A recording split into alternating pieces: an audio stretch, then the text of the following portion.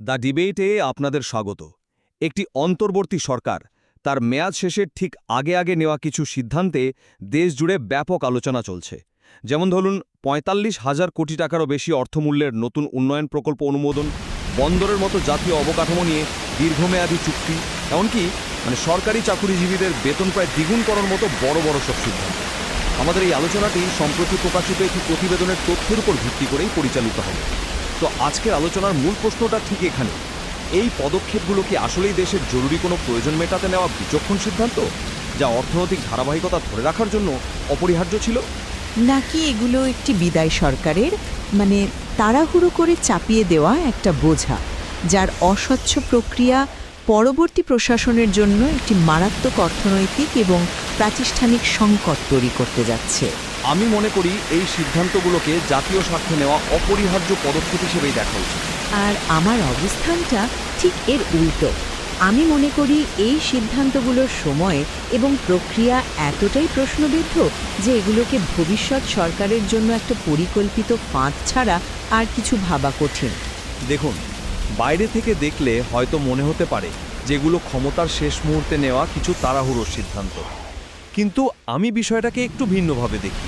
আমার মতে এগুলো আসলে দেশের দীর্ঘদিনের জমে থাকা কিছু জরুরি সমস্যা সমাধানের একটা যৌক্তিক প্রচেষ্টা। যেমন ধরুন, সরকারি কর্মচারীদের বেতনের বিষয়টা। প্রায় ১ দশক ধরে তাদের বেতন কাঠামোতে কিন্তু কোনো পরিবর্তন আসেনি, অথচ এই সময়ে মূল্যস্ফীতি কোথায় গিয়ে ঠেকেছে তা তো আমরা সবাই জানি। তাদের ক্রয় ক্ষমতা একেবারে তলানিতে ঠেকেছিল। এই অবস্থায় বেতন বাড়ানোর প্রস্তাবটা শুধু ন্যায্যই নয়, এটা দেশের ভেতরের অর্থনীতিকে চাঙ্গা করার জন্য একটা জরুরি পদক্ষেপ ছিল। কিন্তু অর্থনীতি চাঙ্গা করার এই যুক্তিটা কি একটু সরলীকরণ হয়ে গেল না? দেশের শীর্ষস্থানীয় অর্থনীতিবিদরা তো একে রাজস্ব বোমা বা রেভিনিউ বম হিসেবে আখ্যায়িত করেছেন। Centre for Policy Dialogue CPD এর মতো গবেষণা প্রতিষ্ঠান পরিষ্কার বলছে, দেশের কোষাগার যখন এমনিতেই ঋণের ভারে জর্জরিত, রাজস্ব আদায়ের লক্ষ্যমাত্রা পূরণ হচ্ছে না, তখন এমন একটা বিশাল আর্থিক দায় চাপিয়ে দেওয়াটা বেশ আত্মঘাতী হতে পারে। আপনি বলছেন অর্থনীতি চাঙ্গা হবে, কিন্তু এর ধাক্কাটা সামলাতে গিয়ে পরবর্তী সরকারকে হয়তো শিক্ষা বা স্বাস্থ্যের মতো জরুরি খাত থেকে বাজেট কাটছাট করতে হবে, অথবা নতুন করে ঋণ নিতে হবে, যা দেশকে একটা দুষ্টচক্রের মধ্যে ফেলে দেবে। এটা তো এক ধরনের অর্থনৈতিক প্যারালাইসিস তৈরি করার মতো অবস্থা। আমি আপনার উদ্বেগের জায়গাটা বুঝতে পারছি, কিন্তু বড় পরিসরে দেখলে এর কিছু ইতিবাচক দিকও তো আছে। যেমন ধরুন, আমাদের পোশাক রপ্তানির বিষয়টা। মার্কিন যুক্তরাষ্ট্রের ট্রাম্প প্রশাসন যখন আমাদের তৈরি পোশাকের উপর ৩৭% শুল্ক বসানোর হুমকি দিয়েছিল, তখন এই সরকারই কিন্তু আলোচনার মাধ্যমে সেটাকে ২০% নামিয়ে এনেছে। এটা আমাদের অর্থনীতির জন্য যে কত বড় একটা স্বস্তির বিষয় ছিল তা বলে বোঝানো যাবে না। হ্যাঁ, এটা ঠিক যে এর জন্য হয়তো বোয়িং বিমান কেনার মতো কিছু পাল্টা চুক্তি করতে হয়েছে, কিন্তু বৃহত্তর জাতীয় স্বার্থে এই ধরনের দর কষাকষি তো করতেই হয়। এটাকে বিচ্ছিন্নভাবে দেখলে চলবে না, এটা একটা প্যাকেজ ডিলের অংশ ছিল।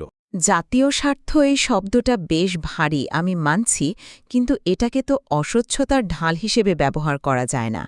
আপনি যে বোয়িং চুক্তির কথা বলছেন, সেই চুক্তিটা নিয়েই তো সবচেয়ে বড় প্রশ্ন উঠেছে।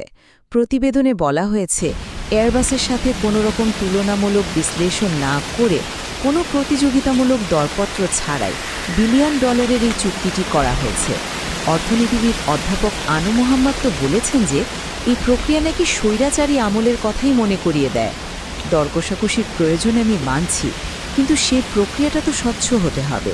কেন এয়ারবাসের প্রস্তাব বিবেচনা করা হলো না বা অন্য কোনো বিকল্প ভাবা হলো না, তার কোনো ব্যাখ্যা কি আছে? দেখুন, কিছু ক্ষেত্রে সময় এবং পরিস্থিতি বিবেচনা করে দ্রুত সিদ্ধান্ত নিতে হয়। বোয়িংয়ের মতো বিশ্বমানের প্রতিষ্ঠানের সাথে সরাসরি চুক্তি করলে যেমন সময় বাঁচে, তেমনি সেরা প্রযুক্তিও নিশ্চিত করা যায়। তাছাড়া শুধু বোয়িং চুক্তি কেন, অবকাঠামোর দিকেও তো তাকাতে হবে। ডেনমার্কের এপিএম টার্মিনালের সাথে লালদিয়া কন্টেনার টার্মিনালস বা সুইজারল্যান্ডের মেডলগের সাথে পানগাঁও নদীবন্দর পরিচালনার চুক্তিগুলো তো দেশের বাণিজ্য সক্ষমতা বাড়ানোর জন্যই করা হয়েছে। এগুলো দীর্ঘমেয়াদী বিনিয়োগ, যার সুফল দেশ আগামী দশকগুলোতে পাবে। একটা অন্তর্বর্তী সরকার বলেই কি দেশের উন্নয়নের চাকা থেমে থাকবে? স্বচ্ছ প্রক্রিয়ায় দেশের ভবিষ্যৎ বন্ধক রাখা আরেক জিনিস। আপনার যুক্তিতেই একটা বড় ফাঁক রয়ে গেছে। আপনি পানগাঁও নদীবন্দরের কথা বললেন। আচ্ছা, সেই চুক্তিটা যদি উন্মুক্ত দরপত্রের মাধ্যমে হতে পারে, যেখানে মেডলক কাজটি পেয়েছে, তাহলে একই ধরনের আরেকটি বন্দর লালদিয়া টার্মিনালের চুক্তি কেন কোনো দরপত্র ছাড়াই সরাসরি ডেনমার্কের একটা কোম্পানিকে দেওয়া হলো? এই দ্বৈত নীতি কিসের ইঙ্গিত দেয়? আপনি বলছেন সময় বাঁচানোর কথা, কিন্তু শত শত কোটি ডলারের চুক্তিতে তাড়াহুড়ো করাটা কি স্বচ্ছতার চেয়েও বেশি জরুরি? এতে দেশের লাভ হওয়ার চেয়ে দীর্ঘমেয়াদে ক্ষতি হওয়ার ঝুঁকি কি বেশি নয়? আপনার পয়েন্টে আমি নোট করলাম। হয়তো লালদিয়ার ক্ষেত্রে বিনিয়োগের পরিমাণ এবং প্রযুক্তিগত জটিলতার মাত্রা এতটাই বেশি ছিল যে সরাসরি আলোচনার মাধ্যমে একটি পরীক্ষিত ও বিশ্বস্ত সংস্থাকে দায়িত্ব দেওয়াটাই বেশি যুক্তিযুক্ত মনে করা হয়েছিল, যা হয়তো পানগাঁওয়ের ক্ষেত্রে প্রযোজ্য ছিল না। তবে অর্থনীতির বাইরেও তো কিছু প্রাতিষ্ঠানিক সিদ্ধান্ত নেওয়া হয়েছে। যেমন ধরুন, প্রবাসী কল্যাণ মন্ত্রণালয় 252টি নতুন রিক্রুটিং এজেন্সিকে লাইসেন্স দিয়েছে। আমার মতে এটা অভিবাসন খাতে যে সিন্ডিকেট তৈরি হয়েছিল তা ভাঙার জন্য একটি সাহসী পদক্ষেপ। যখন হাতে গোনা কয়েকটি এজেন্সি পুরো বাজার নিয়ন্ত্রণ করে, তখন অভিবাসনের খরচ বাড়ে এবং শ্রমিকদের শোষণ করার সুযোগ তৈরি হয়। প্রতিযোগিতা বাড়লে সেবার মান উন্নত হতে পারে এবং স্বচ্ছতা আসারও একটা সম্ভাবনা তৈরি হয়। আপনার কথা শুনতে বেশ ভালো লাগছে, সিন্ডিকেট ভাঙার প্রচেষ্টা।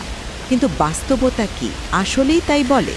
যে খাতে নজরদারি ব্যবস্থা বলতে গেলে প্রায় নেই, সেখানে তদারকি জোরদার না করে এজেন্সির সংখ্যা বাড়ানোটা কি আগুন নেভানোর বদলে আগুনে ঘি ঢালার মতো নয়?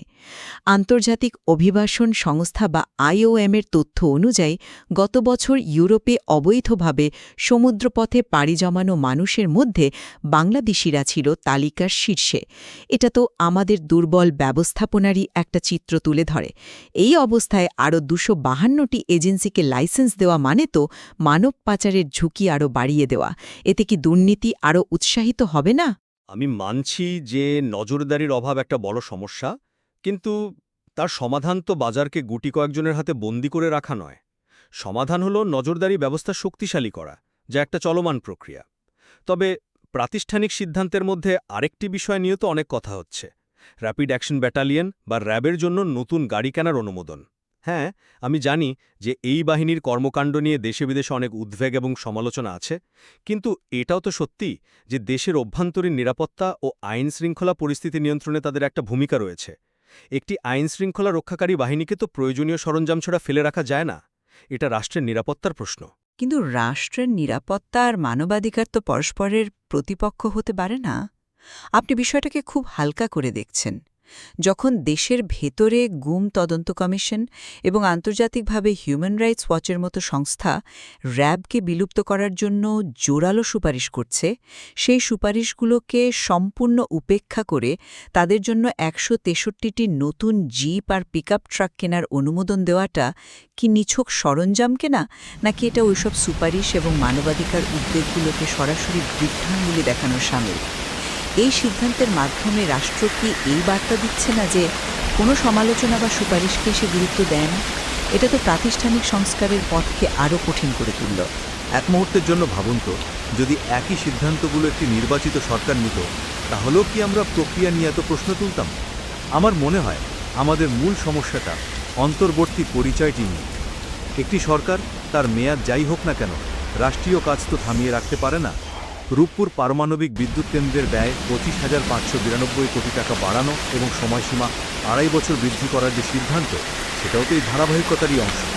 আন্তর্জাতিক বাজারে যন্ত্রাংশের দাম বাড়লে বা নকশায় পরিবর্তন আনলে এ ধরনের মেগা প্রজেক্টে ব্যয় বাড়তেই পারে। এটা অস্বাভাবিক কিছু না, কাজটা তো শেষ করতে হবে।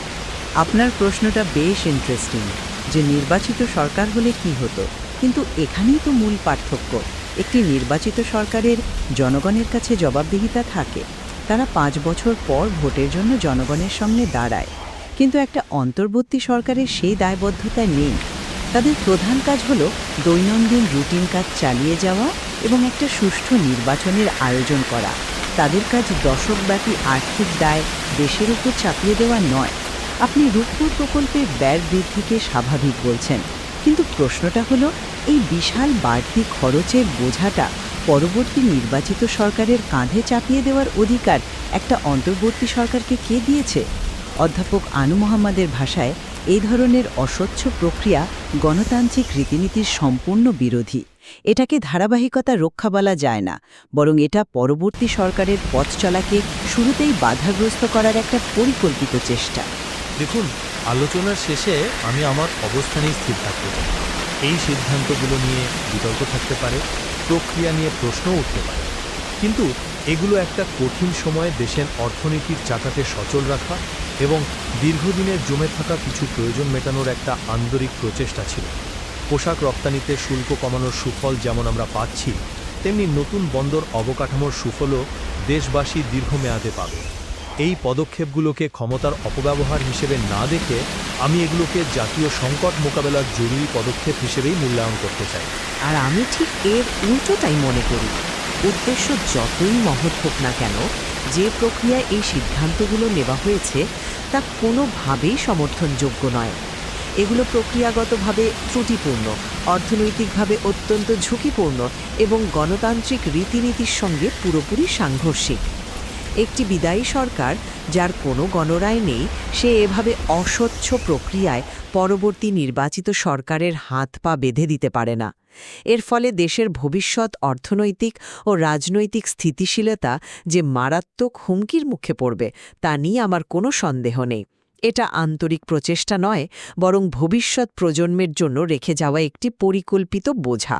একটি অন্তর্বর্তী সরকারের শেষ সময়ে নেওয়া এই বিশাল সিদ্ধান্তগুলোর পেছনে থাকা জাতীয় স্বার্থের যুক্তি এবং এর বিপরীতে স্বচ্ছতার অভাব ও এখতিয়ারের প্রশ্ন আমরা দুটি দিকই তুলে ধরার চেষ্টা করলাম।